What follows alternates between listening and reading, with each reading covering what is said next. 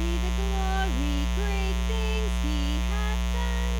So loved he the world that he gave us his Son, who yielded his life an atonement for sin, that opened the life gate that all may go in. Praise the Lord, praise the Lord, let the earth hear his voice. Praise the Lord, let the people rejoice. Oh, come to the Father through Jesus the Son, and give him the glory, great things he hath done.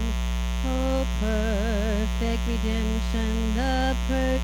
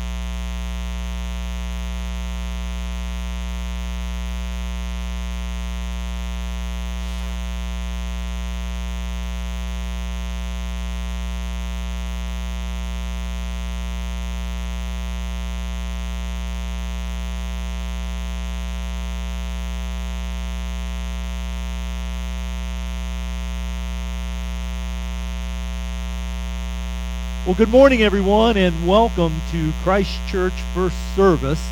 I need to take care of something this morning. I need to read a text to you from Maggie and Matt Beaker. Maggie wanted me to make sure to share this with you this morning, and I promised that I would. And so I better do that, or I will forget about it.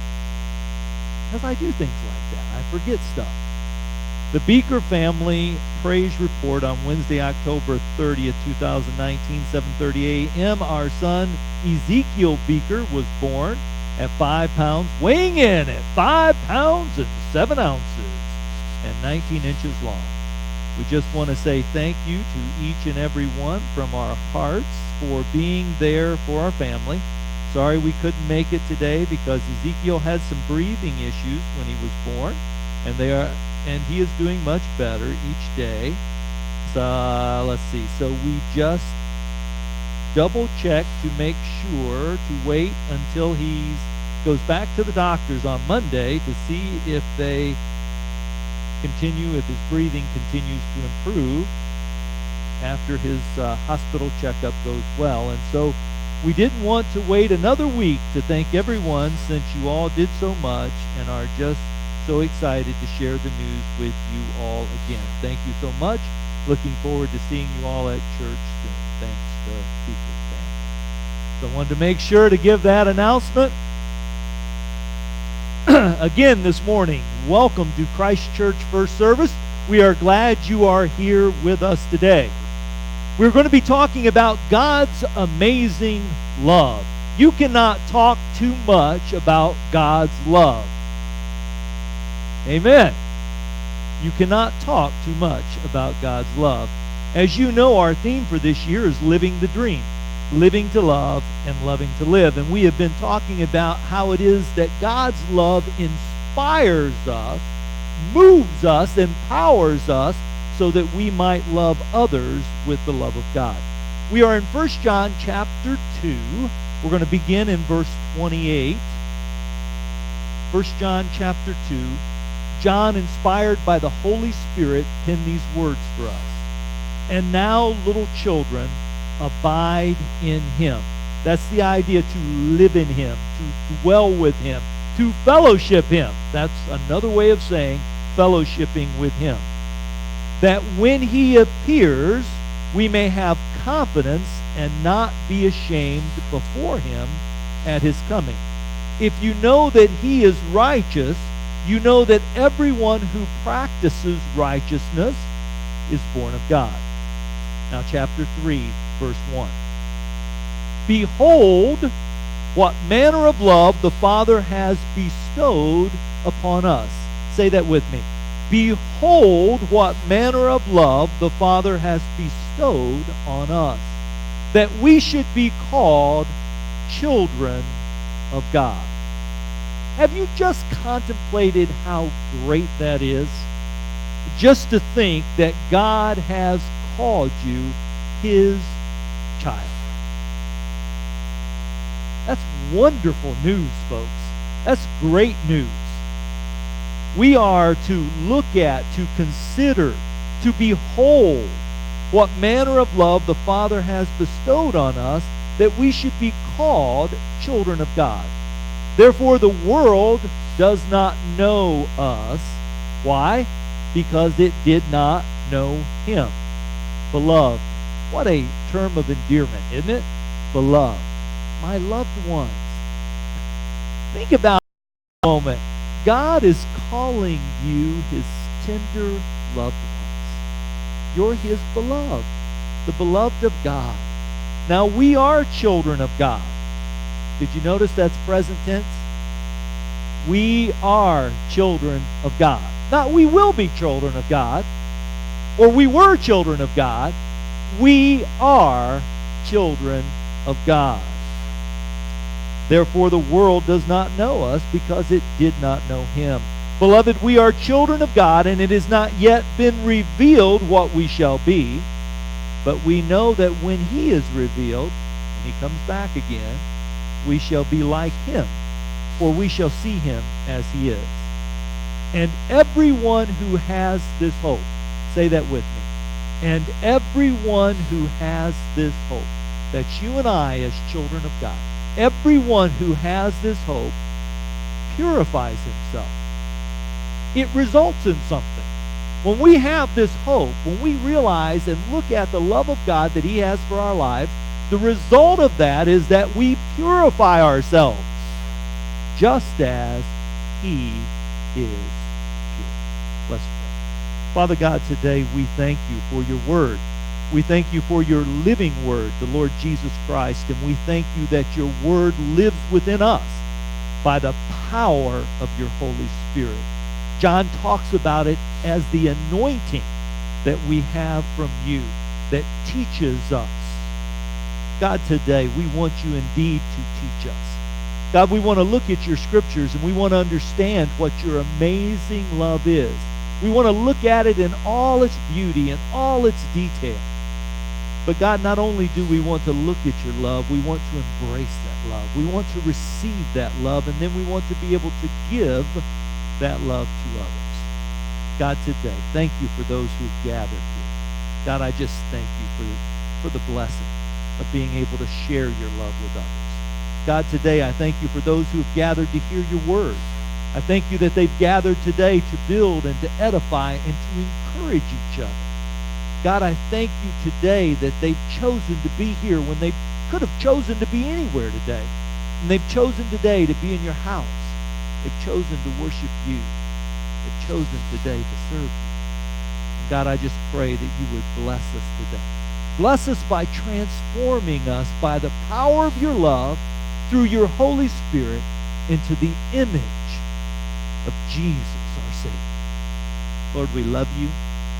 We don't want to take a step without you. We cannot be victorious apart from you. And so today, God, we pray all these things in the name that is above every name, the name of Jesus our Lord. And let the church say,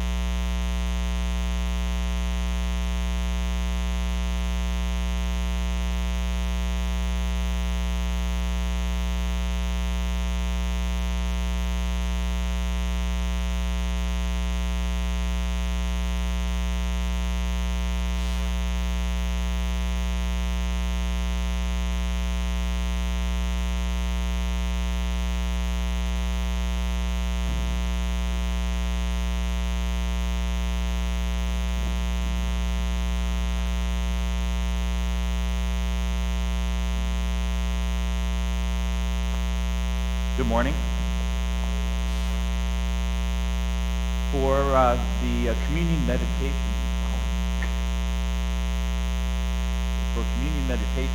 this morning, I wanted to read out of the second chapter of Colossians.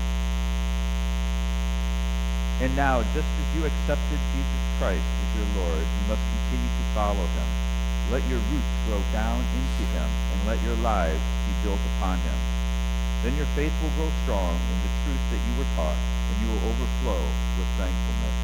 Don't let anyone capture you with empty philosophies and high-sounding nonsense that come from human thinking and from the spiritual powers of this world, but rather that from Christ. For in Christ lives all the fullness of God in a human body, so that you are complete through your union with Christ, who is the head over every ruler and authority. When you came to Christ, you were circumcised, but not by physical procedure. Christ performed a spiritual circumcision, the cutting away of your sinful nature. For you were buried with Christ when you were baptized, and with him you were raised to a new life. You trusted the mighty power of God who raised Christ from the dead. You were dead because of your sins, and because of your sinful nature was not yet cut away. Then God made you alive with Christ, for he forgave all our sins. He canceled the record and the charges against us and took it all away by nailing it to the cross. In this way, he disarmed the spiritual rulers and authorities. He shamed them publicly by his victory over them on the cross. That's what we're here to remember this morning, is that Christ is victorious. His victory on the cross has cleansed us. Our sins have been nailed to that cross with him, and that was the plan of salvation. And not to get caught up in the human philosophies of the day and all the things that sound like they may be right. There's only grace and love, and that you can put faith in one person, and that is Jesus Christ, the relative. Our Father in heaven, we are so thankful to you. We come here before you, praising you. We know that we have freedom from the rules. We have a new life in Christ. We're so very thankful that our sins were nailed to that cross with him, and that he was victorious over death, and that we can be victorious with him because we are children of God. Lord, we thank you for this, and we ask your blessing now on the fruit of the vine and on this bread that represents his blood and his body that was shed for us. And always help us to remember, Lord, that our victory is in him and him only, and it's by grace that we can stand before you, and it's grace that we are fulfilled. Lord, we thank you for this, and we ask your blessing again. It's in your Son's name that we pray. Amen.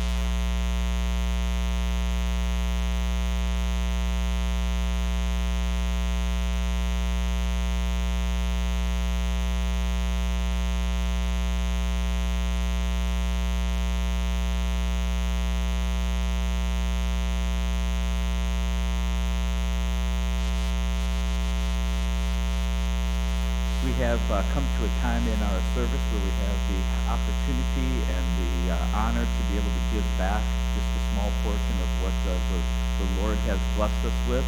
As the calendar turns to November, our nation turns to a time of looking to Thanksgiving, but as Christians, we are thankful every day. We're thankful for the many blessings, not only physical, but especially those things that God has provided for us from a spiritual standpoint, and that He is here for our well-being, not just to get us to heaven, but to be here with us so that we can have lives and lives fulfilled here. This is a time for our membership to give back. If you are visiting with us, please feel no special obligation unless you are so led. Will you bow with me? Our Heavenly Father, we're thankful for all of the blessings that we have, all of our homes, our jobs, our talents, our families, our health. We're thankful for all of the things that come from you, Lord, and we know that we just have such great love for you, and we know that you have even greater love for us. Lord, thank you for all of our blessings, and we bless these funds, and we bless, please be with those that oversee their use, Lord. Help them be useful and good stewards of all that we have. Lord, we thank you, and it's in your Son's holy name that we pray. Amen.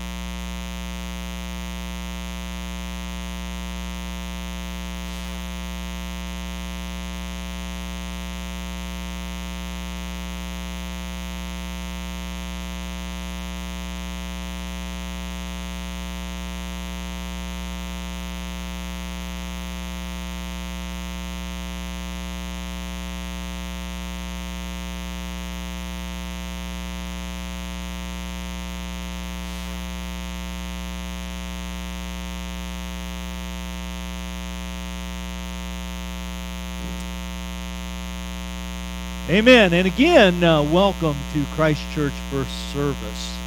We are glad you're here today. I want to solicit your support. We have coming up next week our fall revival. How many of you remember what the good old revivals were like? A few hands go up in here. Gospel meeting revival.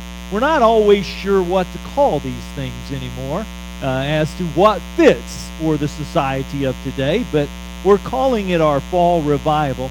It will begin next Sunday evening, next Sunday night. We don't normally have Sunday night church services, but we're going to have it starting next Sunday night here at Christ Church. And the theme is hashtag the church is for every generation. The church is for every generation. We're going to have preachers from the area, and we're going to move about this year. We're actually going to start at Christ Church, and we're going to have Gary Wackler, who is the preacher at the Weston Church of Christ, who will be preaching here. He'll be preaching on the body of Christ Sunday night. It starts at 7 o'clock, and we'll go from 7 to 8 o'clock, and there will be child care provided. And I want to encourage you to come out. One of the things about these revivals in the olden days were always great for the congregation because it allowed you to see that there were others out there who were serving the Lord, who loved the Lord, who cared about the Lord as you would gather together. If you would only imagine this in your mind. Monday night we go to Weston, and Bill Cook from North Baltimore Church of Christ will be preaching, and he'll be preaching on the Army of Christ in Weston at 7 o'clock. If this congregation decided to go, on any given Sunday, we'll have 200, 240 people here on any given Sunday.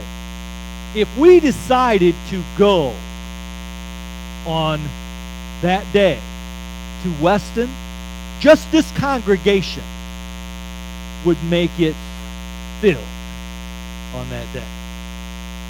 Imagine if you go there, the average church in the United States of America is somewhere under 100 in attendance.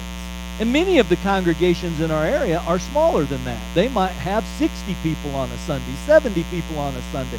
Just imagine what it would do for them if we show up in mass like that. And they get to experience that. I'm just telling you, I'm encouraging you to not only go there, but come here. Last year, we did our gospel meeting. We probably averaged maybe 40, 45 people in a congregation of over 200 that show up on a Sunday. Now, we have much more than that in our membership roll. On any given Sunday, do you realize there could be 300 people here on any given Sunday? There are times when I look out at the crowd from one Sunday to the next, and it's like looking at a different group of people. Isn't that amazing? It's amazing that there are that many of us, but it's also amazing that we just don't go to church. Anymore, we don't see the importance of church. You know, it's a part of our lives. You know, God is kind of there, but He isn't priority in our lives. And so it becomes something we do. And right now, many pastors will tell you that faithful church attendance is seen as maybe once or twice a month. Now that is unreal to me. But it is true. Now those of us with a little age on us and a little gray know that ain't the way it used to be. Right? Used to be when the doors open, you went to church. God bless you. That's the way it was, right? Imagine what we could do if we wanted to. The third night, we go to Delta. I'll be actually preaching that night in Delta, about 40, 45 minutes away, something like that. And I will be preaching on the church is the temple of God. Church is the temple of God. And then we'll be coming back here for the last night on Wednesday night. And we will have Dave Underwood from Delta, who will be preaching here on that last night. All of those start at 7, end at 8. Please, if you can, Put it on your calendar. What an encouragement it will be. It will be revival. It will revive you. What an encouragement it will be to you, and what an encouragement it will be to others. Okay, we're talking about love. Everyone loves love, don't they? I love that. Everybody loves love, and that is true. There is no subject more universally talked about, no subject more universally studied, no subject more universally discussed. More songs have been sung about love than any other thing. Did you know that? We love love. Why? Because every person really craves genuine love. Every person does. We all want it. We want to experience it. In the brief moments that we do feel it and see it and experience it, it feels so good, it satisfies so fully, that in truth we desire it more than anything else. To know God's love, to live in God's love, is to satisfy the desire of your heart. Love. Everybody loves love. Let's start this discussion here by thinking about some concepts we've already looked at. One concept that we need to think about is this. God is not only concerned about keeping us out of hell, but he's also concerned about how we live. There is a misconception that all God is concerned about is us not going to hell. Now, God is all about keeping us out of hell. Do not get me wrong. But I want you to know that if you read your Bible is all about how you're to live right here and now. Did you know that? It's all about your behavior right here and now. The Bible is filled with relationship. It's relationship with God and relationship with each other. It's always about that. So how you live matters to God. We must overcome the concept that God is only concerned about keeping us out of hell. We need to remember that we have three enemies in this world. We have the world, and when we talk about the world, we're talking about the world system that lies in opposition to God. When we talk about the world system, it's the system that lies under the sway of the devil. Hates everything to do with God. Hates the Bible, hates Jesus, hates Christians, does everything that it can to oppose Christianity and the mission of God. That is the world in which we live and the world system as we know it. We also have to battle the flesh. It would be bad enough if I just had outside sources bugging me and giving me a rough time, but I have to wrestle even with me because we have fleshly desires about us that war within us. And so the flesh is an enemy. And last is the devil. The devil kind of comes alongside, doesn't he? And he takes the flesh and he entices us in the flesh to do those things that we know are contrary to the will of God. Fellowship with God has always been the theme of the Bible, and it is the theme of 1 John. If you miss that, you're going to miss what John is teaching and telling you. Because he weaves this tapestry of teaching back and forth in 1 John, where it almost appears like he's contradicting himself, but he's not. He's talking about those who are safe in God, but how those who are safe in God live in God. That we have a certain kind of fellowship with God, and so he keeps weaving back and forth in this teaching that he has for us. You cannot have fellowship with God and fellowship with the world. You can't love God and love the world. He keeps saying these things to us. We learned last week that the world is our forbidden love. It's the love that we're not supposed to have. So what is love? Remember, we learned that love is the most powerful motivator on earth. The love we have for something will control us. It will constrain us. It will make us conform to the will of that which we love. So then what is love? Love is extreme devotion to something or someone to the point that you're willing to sacrifice everything you have for it or for them. You follow your loves. You serve your loves. You will die for your loves. The really encouraging thing about this is you are the loves of God. Take that to its fullest extent. God was willing to come and die for you because he loves you. Here's our main idea. When we examine God the Father's love for us, we're moved to purify ourselves just as he is pure and live in fellowship with him. That's abide with him. When you hear the term abide with him and fellowship with him, those are synonymous with each other. So when you abide with him, you live in him, you dwell in him, you're fellowshipping with him. And that's really what John is all about. So what's so amazing about God's love? Isn't that a great question? What's so amazing about this love of God? Because, preacher, you're always talking about God's love. You want us to hear God's love, to see it, to talk about it all the time, and I do. Well, why? What's so amazing about it?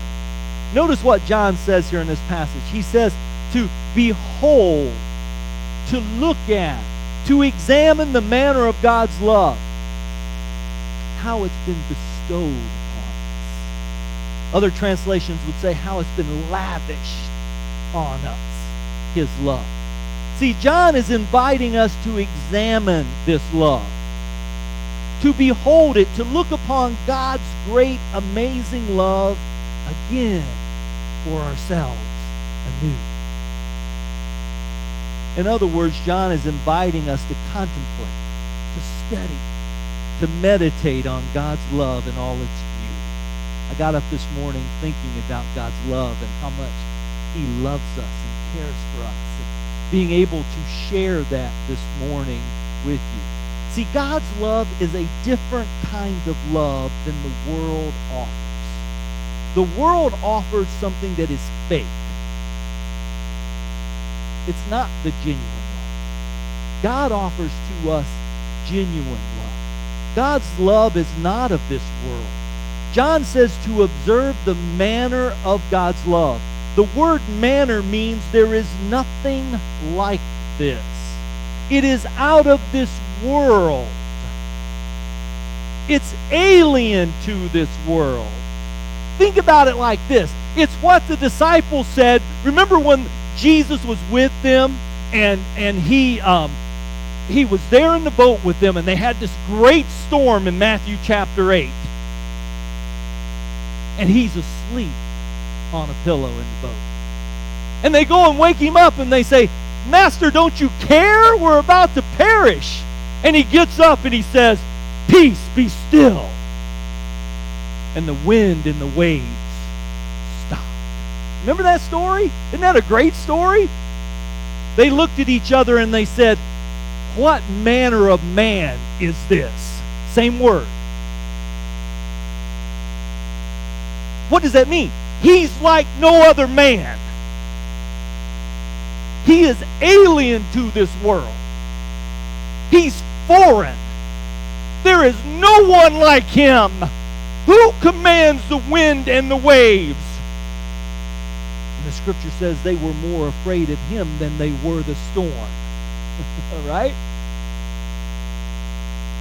That's the word that's used to describe this love. This love is foreign. It is alien. It is out of this world. This love that God lavishes upon us is nothing like this world. Nothing like the world's love that he gives us. God's love is an unconditional love. While we were still sinners, the scripture says, God loved us. See, somewhere you've got to gain this real understanding of this.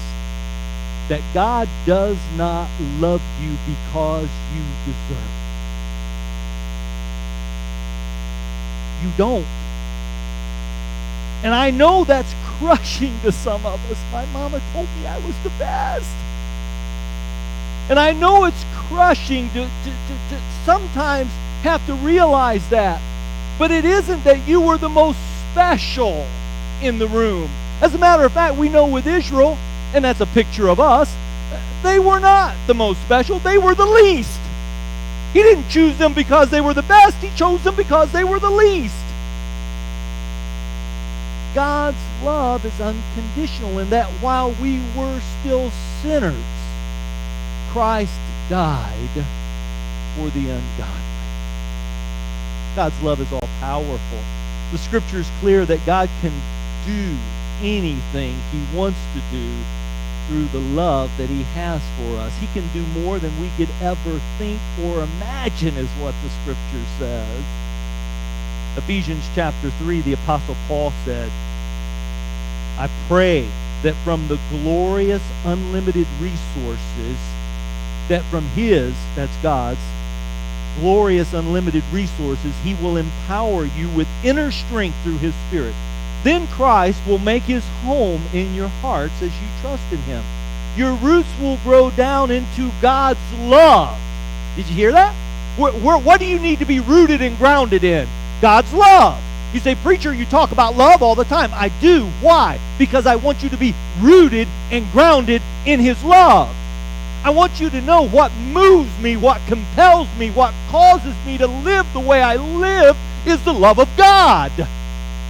And it's the only thing that will motivate you like this. We'll talk more about that in just a moment. This unconditional love of God is all powerful. Your roots have to grow into it. Verse 18, and may you have the power to understand as all God's people should. Listen to this. How wide, how long, how high, how deep his love is. May you experience the love of Christ. Why? It's one thing to talk about it, but it's something else to experience it, to know it, to live it, to have seen it, to experience the love of Christ, though it's too great to understand fully.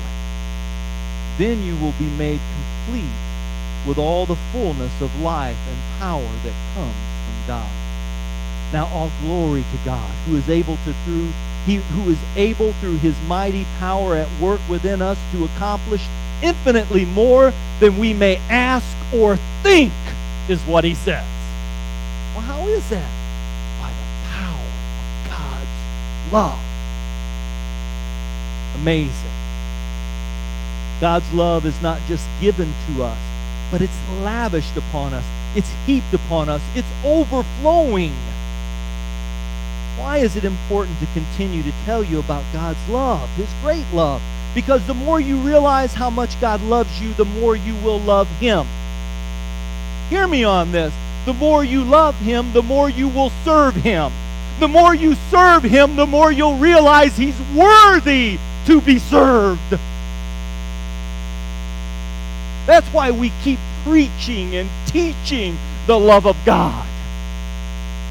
Because it's what moves us. God's love is not objective. In other words, it's not based on you, your performance, how beautiful you are, what you could possibly do for God.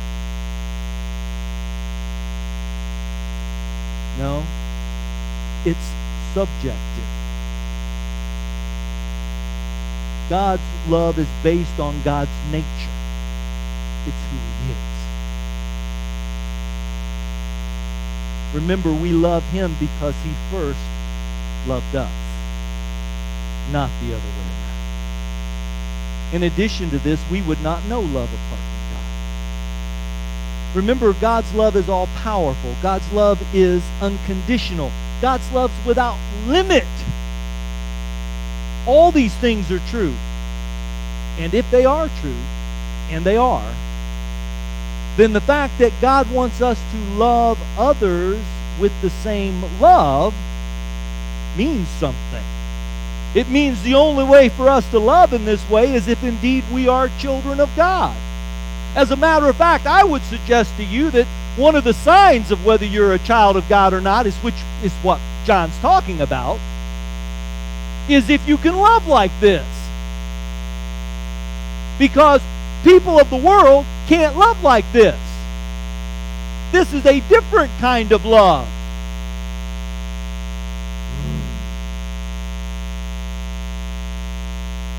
We cannot muster up this love on our own.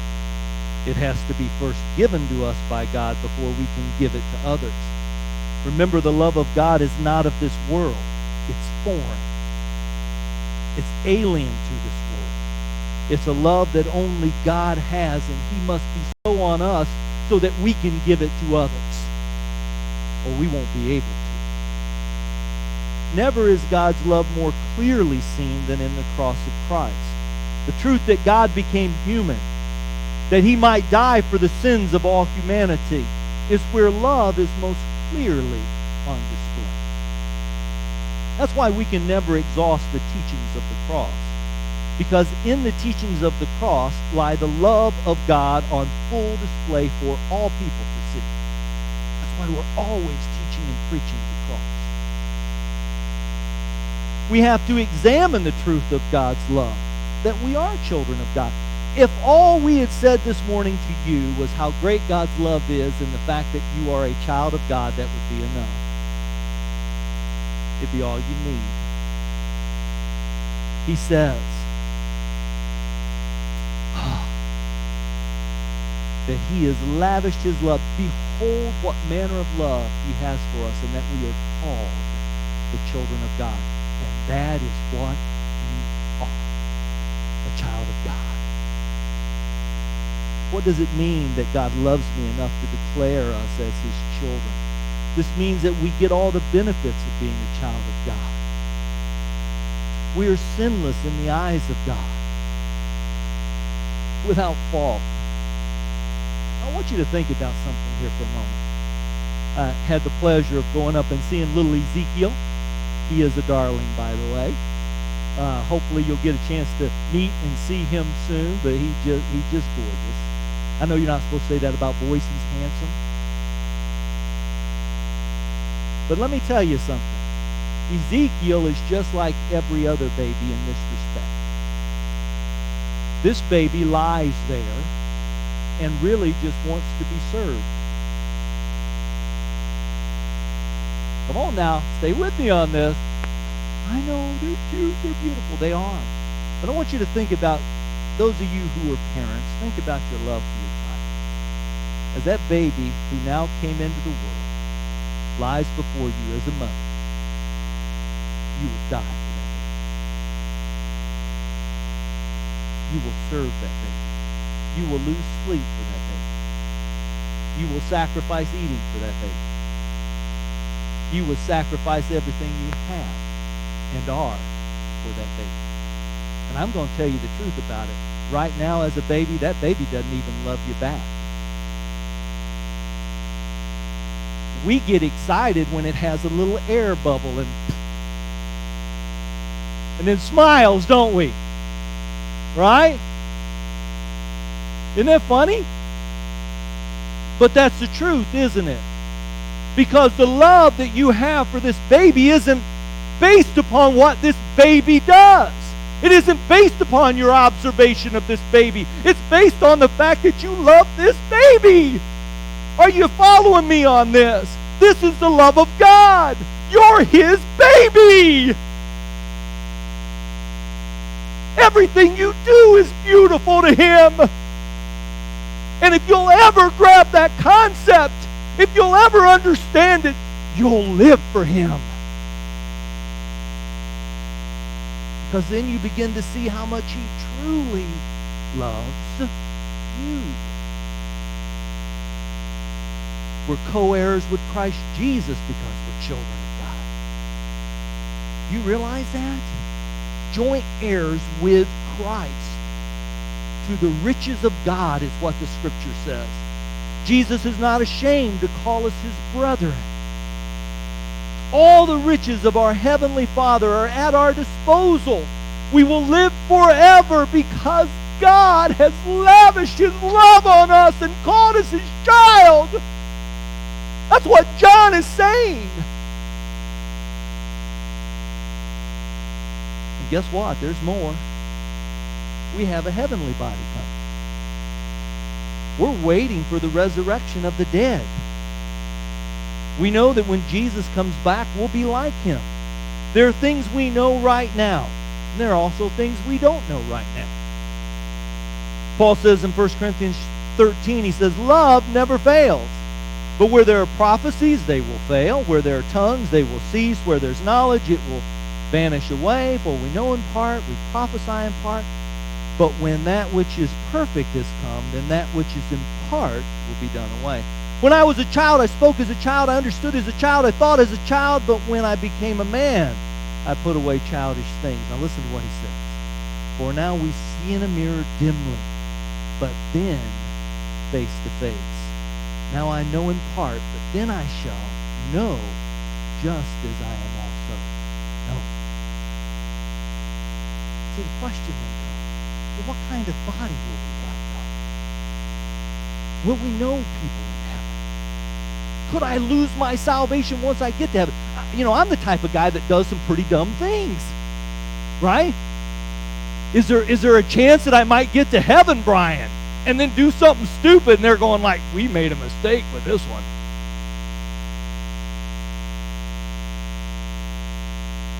What a thought, right?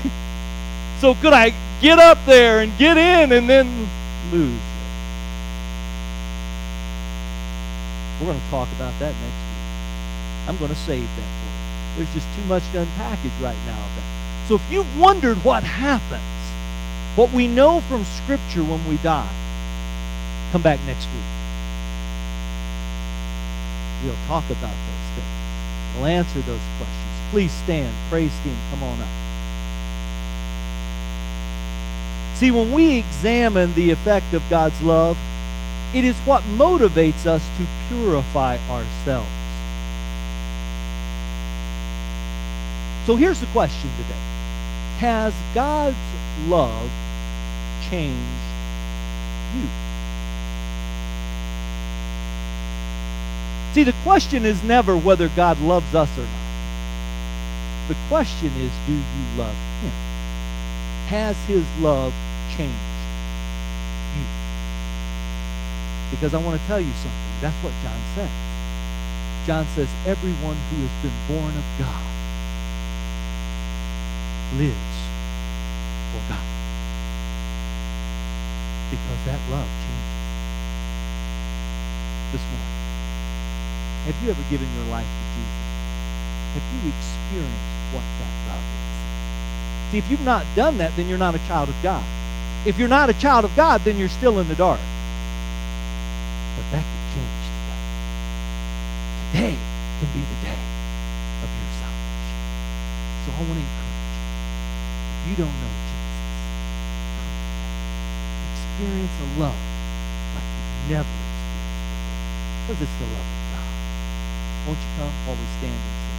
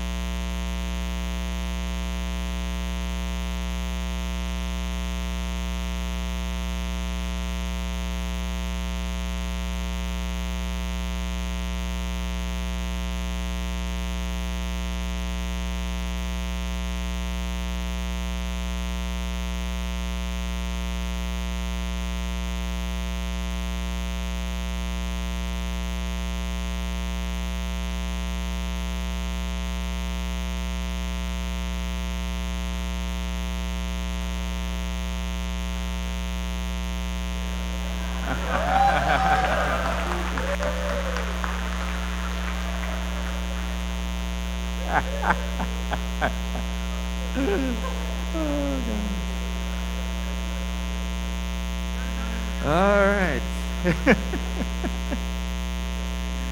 I have just a couple of additional announcements and some thank yous and some praises. First of all, from the family of Mary Reynolds, I wanted to take this opportunity to just read the kind thank you note that we wrote. To Christ Church, thank you so much for the beautiful plant you sent in honor of our mom.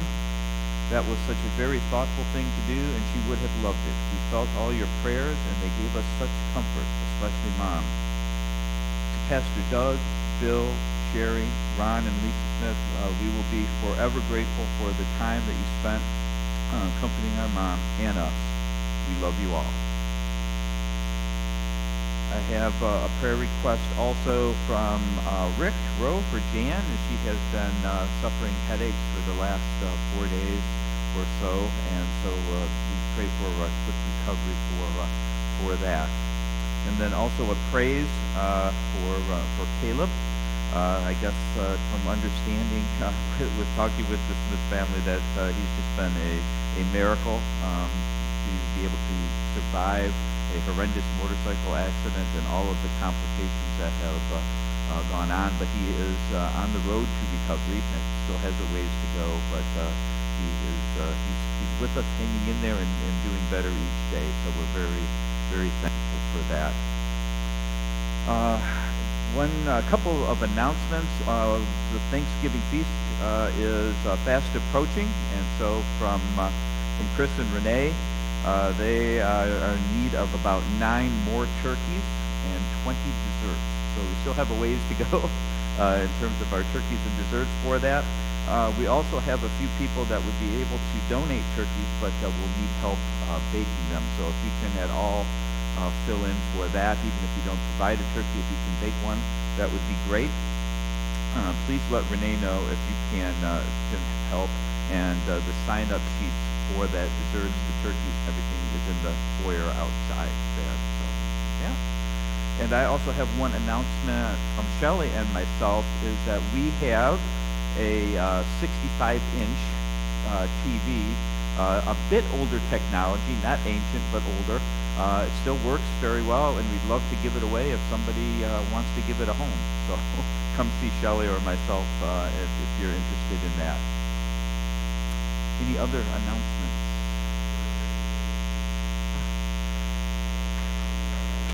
Happy birthday, JP. And no one wants to hear me lead singing of happy birthday. All right, will you bow with me? Our Lord, our Father in heaven, we're thankful for this day that we can spend together in fellowship with you. We're thankful for the message that we've heard.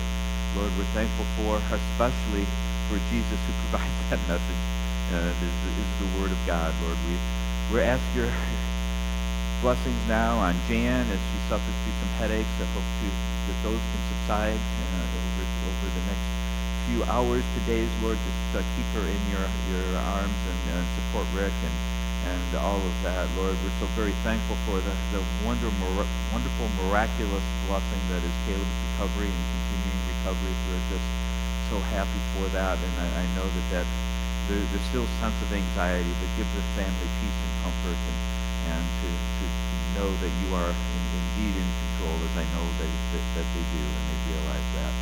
Lord, we ask your blessing on JP as he starts another year of life, and we ask your blessings and health upon him, Lord, and then just be with them as they move on.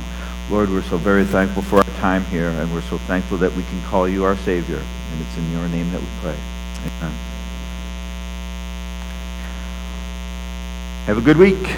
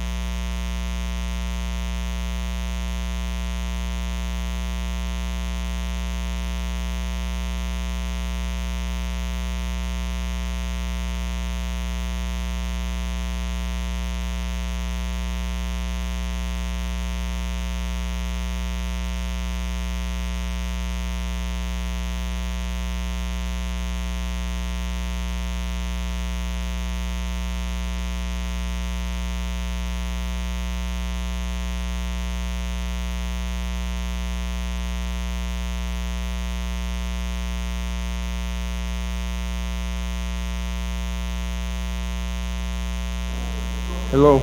We're there? Good? Oh, my goodness.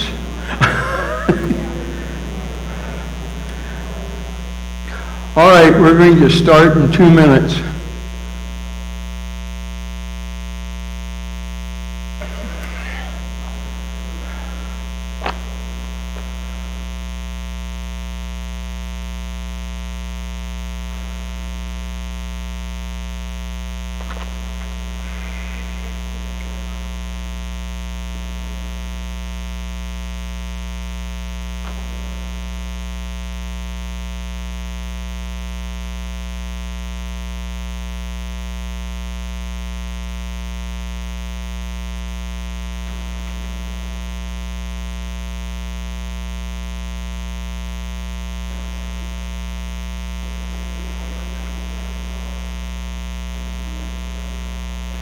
Scott, when I find the difference here, would you pass these out to the people in the class?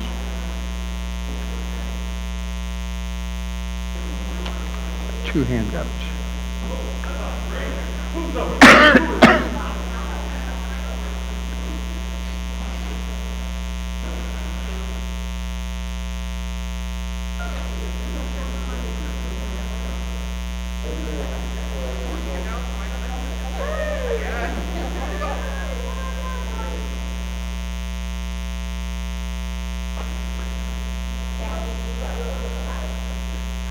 All right, if you would bow with me for a word of prayer, we will be getting going here. Don't cough in the mic, Ken. Don't cough in the mic. Our Father God, we thank you for the opportunity that we have today to be here. Father, we just ask that you would open our hearts to the world about us, that we might be able to proclaim your Son, lift him up, so that he will draw men to him. Father, we just pray this in Jesus' name. Amen.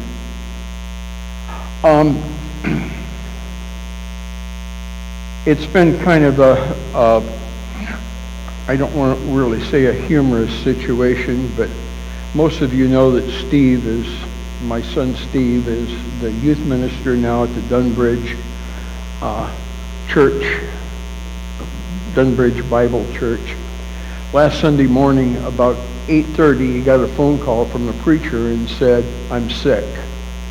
Can you preach this morning?" Well, he was scheduled to preach today for the regular, so he had it. So he said, I preached this sermon and everything and so forth, and had an idea at the very, very end of it, but he said, I don't want to do a part 2, but yet I do, and so forth. And we got talking, and in his talking, it reminded me of a scripture and a paper I wrote.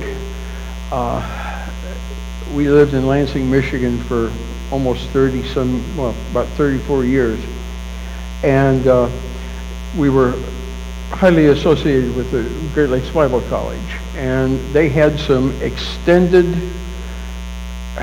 education classes, and there was a class on Colossians, and I took that particular class. Another one of the elders at the West Lansing Church and I were the only 2 students in it, and it was taught by the academic dean, and his name was Dean Warren. So he was Dean Warren, you know.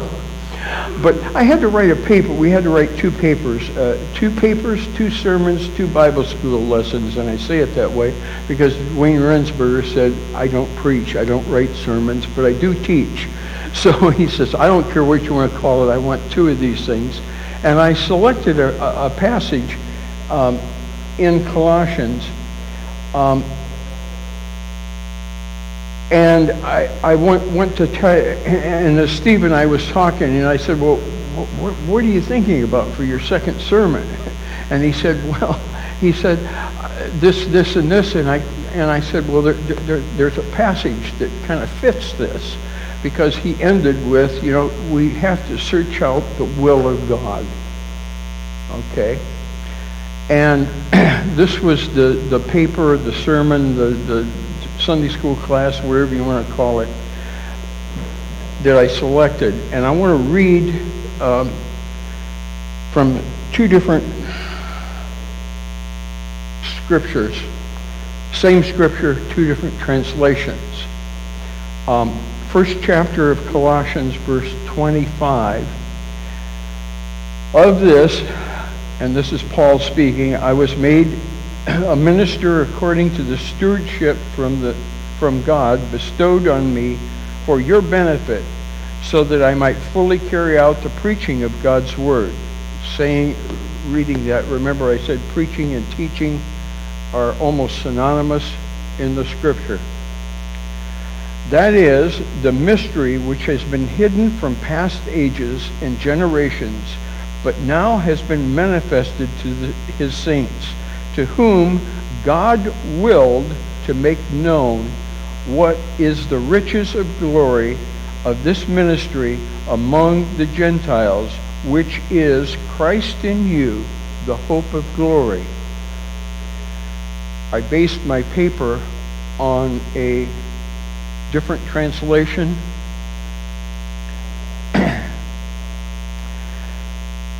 Most of you probably haven't heard it, but Dean Warren, it was his favorite translation. So I took the professor, hey, going to get a good grade, I'm going to use this.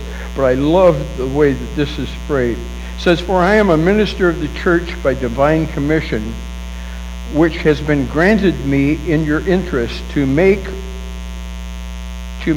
a full presentation of God's message of the open secret, which, through concealed from the ages and generations of old, has now been disclosed to the saints of God.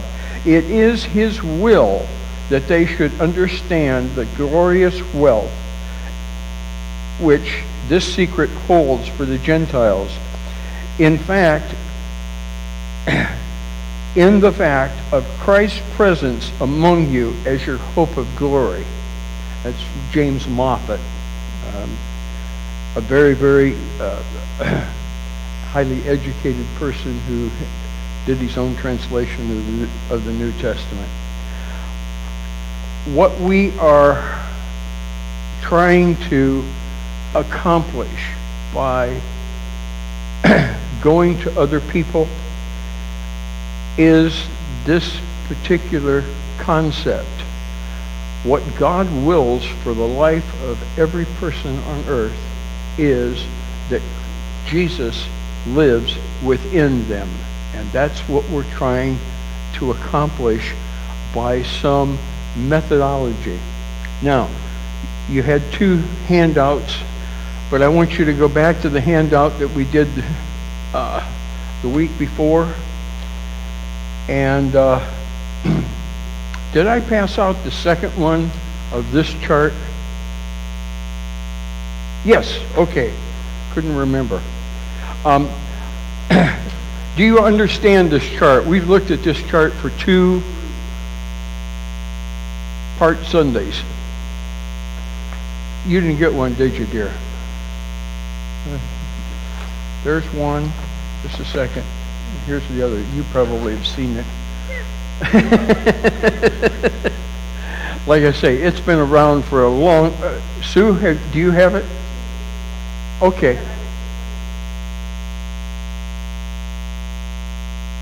Oh, okay. Sorry. This is a chart, and like I said, and what we're going to talk about today are tools. Okay, and they're tools only. I want to get the tools out on the table before we start getting into the various methods, because each one of these tools is exactly that. I cannot put a floor covering. I hid your sermon. You're done. You can't do the second. No, it's not here. I hid it. No, it's up on the stage.